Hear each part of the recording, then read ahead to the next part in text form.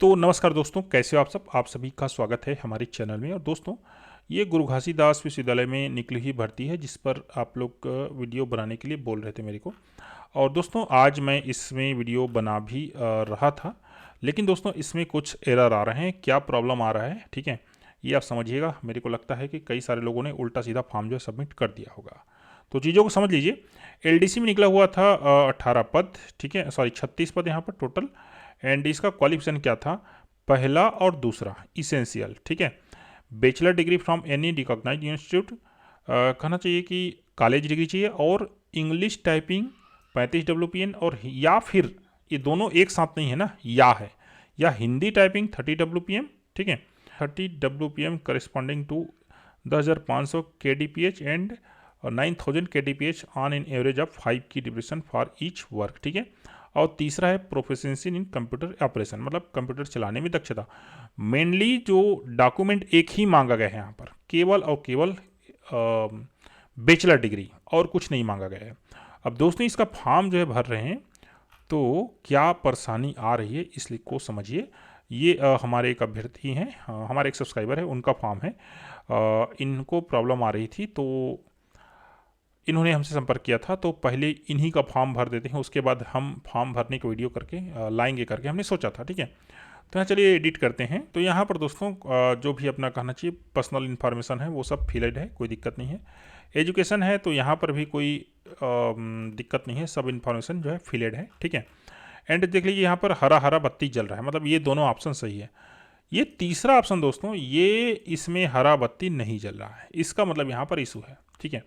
अब इसका क्या मतलब है देख लीजिए, यहाँ पर कहीं पर स्किप करने का ऑप्शन नहीं है, मतलब इसको भरना ही पड़ेगा।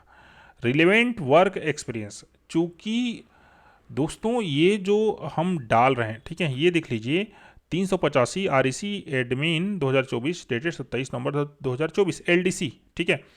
और यहाँ पर जो है ये भी करेक्ट है, हमने पहले ही राउंड करके बताया था। ये देख लीजिए 385, मतलब फॉर्म एकदम सही जगह भरा आ रहा है।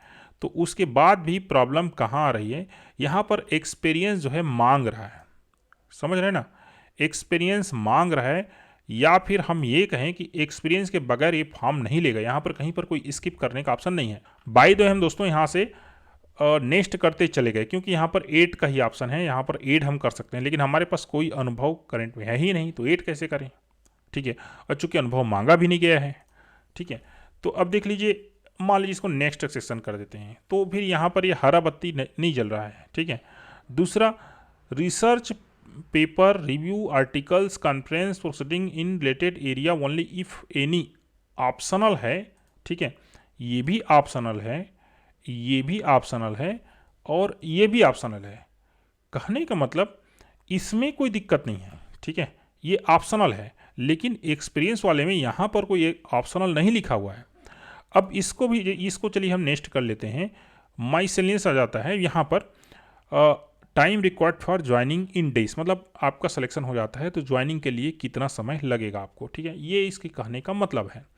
अब ये क्यों पूछ रहा है इसको भी समझिए, क्योंकि इस फॉर्म के अनुसार से जो ये फॉर्म भर रहा है, कहना चाहिए वो यहाँ पर कोई जॉब में है ऑलरेडी, ठीक है ना, क्योंकि ये ऑप्शन एस्केप नहीं हो रहा है, तो कोई जॉब में ऑलरेडी है। तो यहाँ से इस जॉब से जंप करके भाई यहाँ पर क्या देना पड़ेगा उनको, क्या बोलते हैं, अपना त्याग पत्र देना पड़ेगा, पूरा कागजी कार्रवाई करना पड़ेगा, उसके बाद ही तो ज्वाइन करेगा ना, ठीक है।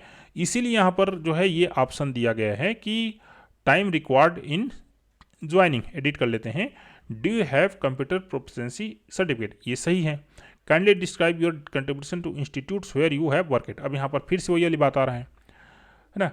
खैर ये कहना चाहिए स्टार्टेड नहीं है, तो यहाँ पर आप स्किप कर सकते हैं, कोई दिक्कत नहीं है। ये सब भी हमने जो है भर लिया है, ठीक है, यहाँ पर सब चीज़ क्लियर है, कोई दिक्कत नहीं है। हम आ जाते हैं एनओसी एंड डिक्लेरेशन, ठीक है। अब यहाँ पर देख लीजिए, चूंकि कहना चाहिए इस जॉब में, मतलब इस रिक्रूटमेंट में कहीं पर कोई एक्सपीरियंस है ही नहीं, अनुभव मांगा ही नहीं गया है, तो एनओसी का मतलब नहीं होता है। अब देखिए, इसको हम बाय द वे एक्सकेप करते हैं। यहाँ पर क्या लिखा है देख लीजिए, please select the check box if NOC is not available advance copy. कहने का मतलब आपको एनओसी अभी करेंट में नहीं है, बाद में आप दे सकते हैं, तो आपको इसको चेक बॉक्स करेंगे, ठीक है। और इसको अगर ऑन करेंगे तो यहाँ पर एनओसी देना पड़ेगा। एनओसी दे रहे हैं, इसका तात्पर्य कहीं पर आप नौकरी में हैं, और जो कि नौकरी नहीं है तो इससे प्रॉब्लम ये है कि इससे आगे बढ़ेगा नहीं, है ना। अगर इसको आप ऐसे टिक मार करके यहाँ से सेव करके आगे तो बढ़ जाएंगे, ठीक है। लेकिन इसके बाद यहाँ पर देख लीजिए डिक्लेरेशन दे रहा है, ठीक है। No objection certificate, I shall produce the no objection certificate before at the time of interview document verification. कहने का मतलब मैं यहाँ पर मैं क्या कर रहा हूँ, डिक्लेरेशन मतलब घोषणा पत्र दे रहा हूँ कि मैं अपना एनओसी जो है इंटरव्यू या फिर जो कहना चाहिए डीवी के समय प्रस्तुत करूंगा। अरे जब मैं कोई वर्क कर ही नहीं रहा हूँ तो कहाँ से मैं दूंगा। और यहाँ कर प्रोसीड टू नेक्स्ट करके आपने समस्त चीज़ करके फॉर्म सबमिट कर दिया तो ये फॉर्म फिर गलत होगा। क्यों? क्योंकि यहाँ पर आपने जो है वो सबमिट कर दिया है कि मैं कोई जॉब में हूँ, तो फिर आपको एनओसी देना पड़ेगा और एनओसी आपके पास है नहीं, मतलब सीधी सी बात आपका फॉर्म गलत हो जाएगा और आप डीवी के टाइम बाहर हो जाएंगे। कुल मिला के बात यह है दोस्तों, ये फॉर्म गलत है। ये फॉर्म एक्चुअल में जो यूडीसी के पोस्ट हैं या ग्रेड ए पोस्ट हैं जिसके लिए कहना चाहिए, यहाँ पर देख सकते हैं आप, अनुभव जो है वो जरूरी है। 2 year experience in lower division clerk equivalent post in university research, है ना। कहने का तात्पर्य यहाँ पर अनुभव मांगा गया है, तो उनके लिए ये फॉर्म जो है बिल्कुल सही है। लेकिन एलडीसी में जिन लोग जो भर रहे हैं उनके लिए फॉर्म गलत है। तो फिर होना क्या चाहिए दोस्तों, आप जो है गुरु घासीदास विश्वविद्यालय के यहाँ पर जो भी कहना चाहिए कॉन्टैक्ट नंबर वगैरह मिलेगा आपको साइट में, या फिर वहाँ जाकर इस चीज़ को बोलिए जो चयन समिति उनके पास कि जो आपने फॉर्म डाला है वो एलडीसी के लिए वैलिड नहीं है, फॉर्म में सुधार करना पड़ेगा। तो अभी आप लोग कोई एलडीसी में फॉर्म मत डालिए, यूडीसी में फॉर्म डाल रहे हैं तो कोई दिक्कत नहीं है, आप यहाँ पर एक्सपीरियंस दे देंगे, उसके बाद यहाँ पर फॉर्म सबमिट हो जाएगा, ठीक है। बाकी अपलोड्स है, प्रीव्यूज है, सबमिशन है, ये सब आप कर लीजिएगा, इसमें कोई दिक्कत नहीं आएगी। अगर आप चाहते हैं कि आपका फॉर्म हम सबमिट करें तो आप हमको भी संपर्क कर सकते हैं। थैंक यू दोस्तों, आपको मेरी बात समझ में आई होगी तो please like the video, share the video and please subscribe the channel. Thank you.